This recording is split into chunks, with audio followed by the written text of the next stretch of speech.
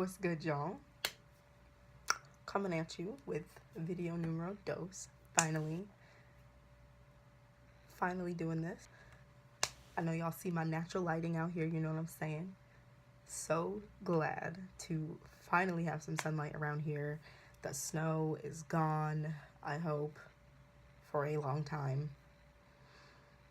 But we got some natural lighting, we got some sunlight going on, you know what I'm saying? And today, I'm coming at y'all with a story time. So I sent out a little poll basically asking you guys what story you wanted me to tell.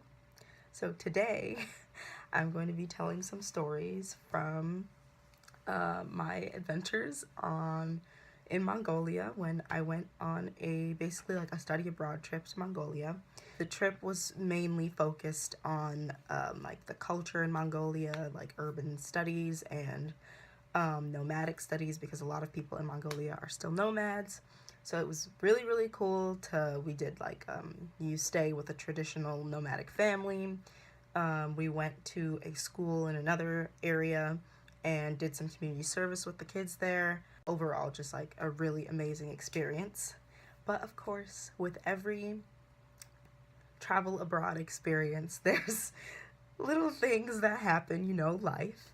So the first thing I will talk about is the fact that Mongolia is in Asia and there's not a lot of Black people. And in my group in particular, I believe there was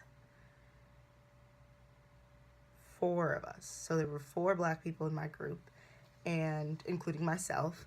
And pretty much everywhere we went, not so much in the city, we did stay in the capital for a little bit, but every time we left the capital, lots of people were trying to take our pictures, asking us to get in pictures with them, especially when we went out to the Gobi Desert, and everyone was like walking up to us. They like will give you their kids to hold for the pictures. Like, it was really funny.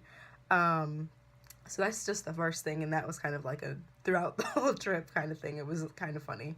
So the trip was kind of in sections, and it was about 5 weeks.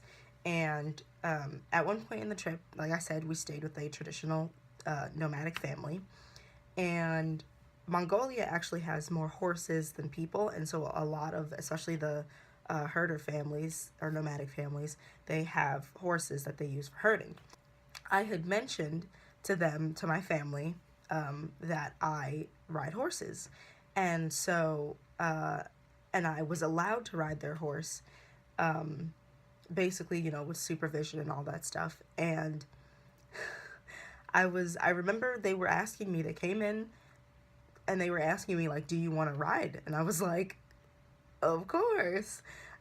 So I go out there, and my host father, was there with his, there's a little bit of a language barrier, so I honestly don't know how he was related to him. I think maybe he was his cousin or something like that was with him. And they're like, oh, you can ride with him. And I was like, there's one horse. I don't understand. So the dude gets on the horse, and then he walks the horse over to me, and then him and my host father like just toss me up on the horse in front of this dude. And I was like, what's happening? And then so we start walking, and then we start trotting, and then this man starts like cantering the horse, basically like we're almost galloping. And I'm sitting there like, well, this is how I die, folks. I just got kidnapped on horseback. This is the end. This is it. And then also, while we're riding the horse, like, while we were walking, he, like, whips out his phone, and he's like, Facebook? And I was like, what? I was just so confused. And then, so he, like, eventually turns the horse around, and, because, like, he was holding the reins and everything, so, and, which is fair, because, like, they, you know, have different training methods and everything for their horses. So we get back to the hut, and I'm like, wow, I survived. So that was a fun time. I was real confused, and my host father was like laughing, and I was like, sir. The main event of this tale is, so basically, we had like various opportunities to buy souvenirs throughout the trip, of course. And towards the end of the trip, it was probably like a day or two after, or a day or two before we were leaving. And we were back in the capital, so the main city. And there's this huge mall, and we'd been there like once before, I think, but this was our last chance to buy souvenirs. So I really wanted to get like as much souvenirs as possible for my friends and family. But before the trip started, they had sent out like information, what to bring and stuff like that, you know, the usual. And on the list of what to bring in terms of money, they said to make sure that you send your child with a debit card, because it's just not, I mean, it's not safe to be carrying around cash, and you can use your debit card and not worry about like making sure you change over all your cash and all that. So they said, please make sure you send your kid with a debit card. And I didn't have one before the trip, so we had to go to the bank and get one. And if you've never gone to get a new debit card, basically what they do is they give you a temporary card until the new card arrives at your house. And once it's delivered, the temporary card immediately doesn't work anymore. So, and I feel like it's about 30 days that the temporary card works, but usually your actual debit card will come way before that. But just in case anything happens, they give you 30 days. And the trip was a little bit longer. So we were like, okay, maybe we'll just get lucky, and we won't have to worry about it. So I had my debit card, and it was the last couple days of the trip, and we get to the mall, and my card is not working, and I was freaking out. So in the mall, we had Wi-Fi, so I'm like WhatsApp messaging my mom, and I'm like, I don't have any money, and I'm trying to buy souvenirs. This is my last chance. I don't know what to do. And she's like, okay, calm down. I'm gonna Western Union some money to you. And I was like, okay, cool.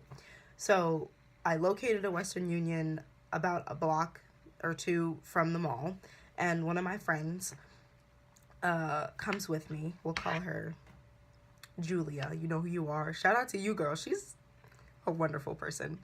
So my friend Julia and I walk the 2 blocks, just the two of us, over to the Western Union. We get there, and the lady is like, you can't take anything out if you don't have like an ID.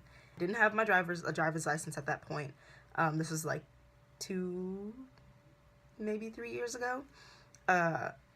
And so I'm like, okay, I need to go find my passport, basically. And so at the beginning of the trip, so that we wouldn't lose our passports, the group leaders kind of took everybody's passports and like kept them safe for us.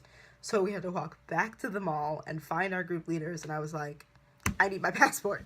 So, but of course all the passports were in the hotel. So we had to walk/bus several blocks to get over to the back to the hotel. And we had to go in their room, like they gave us their room key. We had to go in the room, search around, find my passport. This is like a whole process. I'm getting so frustrated because I'm literally losing my day. I'm not gonna have time to like shop around and stuff. I'm trying to like think of what I want to get people before I, go. And I had a little bit of cash, but basically all my money was in the account.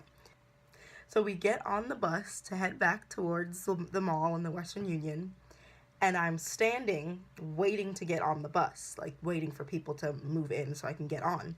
And then right at the like front by the door, there's a place where you like swipe the little card that they give you. And I'm like in the process of swiping it, and I feel my phone sliding out of my pocket. And I was wearing skinny jeans, so I was like, I know it's not falling out. And I was already in a terrible mood. We've been running around all day trying to figure out this Western Union thing. And then, so this dude was trying to pull my phone out of my pocket and steal it. And I turned around, and I just go, like, and I look at him, and he's like,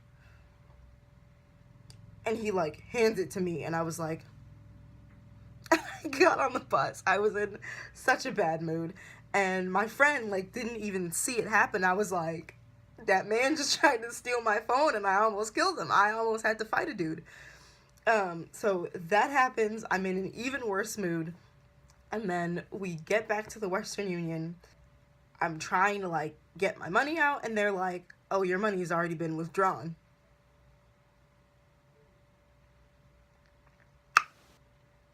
I'm like, what do you mean? I haven't been here. I came only once and you guys told me I needed a different ID. Went and got that. Here I am. Here's the passport. What do you mean I already took the money out? So, of course, there's a line and like, I don't know. I'm not trying to argue with anybody. So, I'm messaging my mom and she's like, I just checked and someone in a different state than where I live, like I want to say it was like, I don't know, Nebraska or something, had withdrawn the money. And I was like, what is, like, why? What did I do? What? I don't understand. So, basically, my mom sort of like arranged with the group leaders for them to let me borrow some money and then she would pay them back later. Thankfully they were like cool with that, but it was just like such a frustrating day. And then at the end I had like an hour to run around this entire massive mall and look for souvenirs, but oh my god, it was a time. Ugh. But anyway, thank y'all for watching. If you would like to hear more shenanigans from Mongolia or any other trips I've taken, any stories, anything, comment down below. Don't forget to like, share, and subscribe. You know what I'm saying? Tell your mamas, your dads, your uncles, everybody. Let them know. Thank you.